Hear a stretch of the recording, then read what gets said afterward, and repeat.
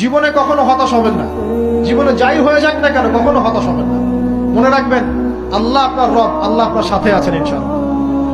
এই সমাজ আপনাকে যেভাবে শেখায়, কিভাবে শেখায়, এই যে স্কুল, কলেজ, ইউনিভার্সিটি, চাকরি, বিয়ে, সন্তান প্রতিপালন, আর তারপর ইন্না লিল্লাহি ওয়া ইন্না ইলাইহি রাজিউন, এই তো শেখায় নাকি?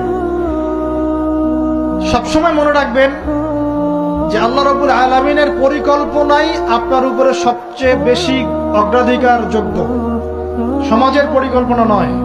পরিবার আপনাকে চাপ দিচ্ছে, চাকরি পাস না, পড়াশোনা করিস না, হ্যাঁ পড়াশোনায় কেন তুই 80 নম্বর পাইলি না, কেন চান্স পেলি না, কবে চাকরি পাবি, কবে আমাদেরকে দেখবি, খাওয়াবি, পড়াবি, এই যে চাপগুলো চারপাশ থেকে আসে কিনা, এতে করে অনেক যুবক দেখা যায় মাদকাসক্ত হয়, অনেকে দেখা যায় আত্মহত্যা করছে, ইদানিং করছে কিনা ভাই? এই শব্দটা থেকে আমি এই পয়েন্টটা আজকে লিখেছিলাম যে ভুলেও আল্লাহর প্রতি বিশ্বাস এবং তাওয়াক্কুল হারাবেন না।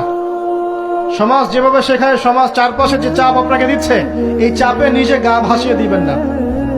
আপনি আল্লাহর কাছে দোয়া করবেন, আল্লাহর কাছে পথ চেয়ে নিবেন এবং আল্লাহর প্রতি তাওয়াক্কুল ভরসা করবেন, কখনো আত্মহত্যার পথ বেছে নিবেন।